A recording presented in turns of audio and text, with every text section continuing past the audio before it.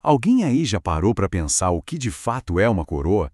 Parece simples, né? Mas hoje a gente vai fundo para entender como é que um objeto, um círculo de metal, virou um dos símbolos mais potentes da nossa história, cheio de significado. Falando de poder, de divindade, de cultura, é muita coisa. Então a pergunta é essa: o que é que faz um simples círculo colocado na cabeça de alguém se transformar num baita símbolo de poder, de divindade do cosmos inteiro? Porque, vamos combinar, a coroa é bem mais que um adorno, né? É um conceito, uma ideia com uma força imensa. E é isso que a gente vai fazer aqui. Vamos meio que desmontar essa história toda para ver de onde veio tanto peso simbólico. Certo. E para a gente entender o todo, tem que começar olhando para as partes, né?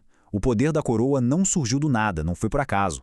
Na verdade, ele se apoia em três elementos, três pilares bem simples, mas que definem tudo. E é por aí que a gente começa. E olha só que interessante a base de tudo isso. Primeiro, a posição. Onde é que vai a coroa? Lá no topo da cabeça, o ponto mais alto do corpo. Isso já passa uma mensagem clara. O poder que ela representa vem de cima, de um plano superior. Segundo ponto, a forma. É um círculo. E o círculo, em quase toda a cultura, representa o quê? Perfeição, o céu, o infinito, a imortalidade. E por último, mas não menos importante, o material. Seja feita de planta, de ouro, de prata, não importava. O material escolhido sempre tinha uma função: ligar quem usava a coroa ao poder de um deus específico. Quase como se fosse uma antena para captar a força daquela divindade. Pronto, com essa base que a gente acabou de ver, fica muito mais fácil entender uma das funções mais antigas da coroa. Ela era literalmente uma ponte, uma conexão visível, direta entre quem usava e os deuses. Era quase um canal aberto com o divino. E olha só que doido, a prova disso está na própria origem das palavras. Pasmem, as palavras coroa e corno têm a mesma raiz etimológica. Parece estranho, né? Mas faz todo sentido. A ideia original por trás das duas palavras é a mesma: algo que se eleva, que sai do topo da cabeça e que simboliza poder, força. É por isso, aliás, que muitas coroas antigas tinham aquelas pontas, sabe? Parecendo chifres ou raios de sol. Era para representar exatamente isso: poder e iluminação divina. E se tem um lugar que levou isso ao pé da letra, foi o Egito Antigo. Lá, não era qualquer um que usava coroa, não. Era um privilégio dos deuses e dos faraós. E eles tinham duas principais: a coroa branca, chamada de Hedjet, que era o símbolo do Alto Egito e representava a luz divina, e a coroa vermelha, a Deshret, que era o símbolo do Baixo Egito, do poder do delta do Nilo. O mais legal é que quando o Egito foi unificado, eles juntaram as duas, formando a Pshent, a coroa dupla. Era um símbolo fortíssimo que dizia: esse reino inteiro está unido sobre um governante que é praticamente um deus na terra.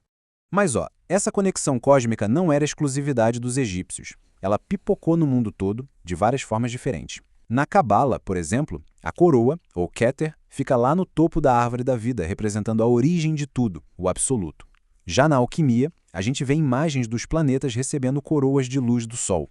No budismo tibetano, os sacerdotes usam uma coroa super simbólica com 5 partes que representam os 5 Budas transcendentais e os pontos cardeais. O padrão é o mesmo, sabe? No fundo, a ideia é sempre essa. O topo da cabeça, o lugar da coroa, é visto como um portal, um ponto de conexão onde a alma pode transcender o corpo. Beleza, agora vamos dar um pulo no tempo e no espaço, lá para o mundo clássico, Grécia e Roma. Porque aqui a história da coroa ganha um capítulo novo e bem importante. Ela deixa de ser algo exclusivo de deuses e reis, sabe? E passa a ser também um símbolo de mérito, uma honra que uma pessoa comum, bom, não tão comum assim, poderia conquistar. E lá na Grécia e em Roma, o uso da coroa, se espalha de um jeito impressionante. Ela servia para consagrar praticamente tudo aos deuses. O animal do sacrifício, o sacerdote que conduzia a cerimônia, até a estátua do deus recebia uma. E cada planta era ligada a uma divindade. A coroa de louros, por exemplo, era de Apolo, a de carvalho de Zeus. Mas não parava aí. Atletas que venciam as Olimpíadas, generais que voltavam vitoriosos da guerra, todos recebiam uma coroa como prêmio máximo. E olha que forte. Ela ia com as pessoas até depois da morte, como um amuleto, um pedido de proteção divina no além. Tem uma citação encontrada em umas tábuas antigas ligadas ao orfismo, que é de arrepiar. Diz assim: eu voei para fora da roda triste e cansada, e com meus pés velozes alcancei a coroa desejada. É muito poderoso. A roda triste e cansada é uma metáfora para o ciclo de vida, morte e reencarnação. E alcançar a coroa, nesse contexto, é a vitória final. Significa que a alma da pessoa conseguiu se libertar desse ciclo, atingindo a imortalidade. A coroa aqui é a recompensa espiritual máxima. E essa ideia da coroa como um prêmio final, conquistado com esforço, é o que vai transformar ela numa metáfora espiritual fortíssima, especialmente na tradição judaico-cristã. A coroa aqui já não é mais um objeto físico, de ouro ou de folhas. Ela vira uma promessa. É a coroa da glória, ou a coroa da vida, que é prometida para quem persevera, para quem vence as dificuldades da vida através da fé. É a salvação eterna simbolizada por uma coroa. Bom, e com tudo isso na bagagem, a gente finalmente chega nos tempos mais atuais. A pergunta que fica é, como é que um símbolo tão sagrado, tão cheio de significado cósmico e divino, virou essa imagem que a gente vê todo dia em logo de marca, em propaganda, em tudo quanto é canto?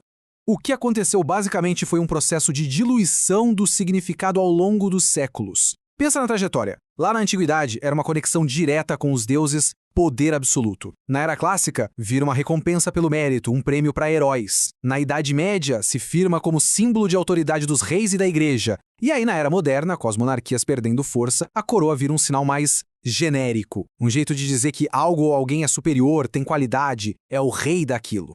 E aí, nessa fase mais recente, a coisa se generaliza de vez. A coroa deixa de ser só sobre poder real ou divino.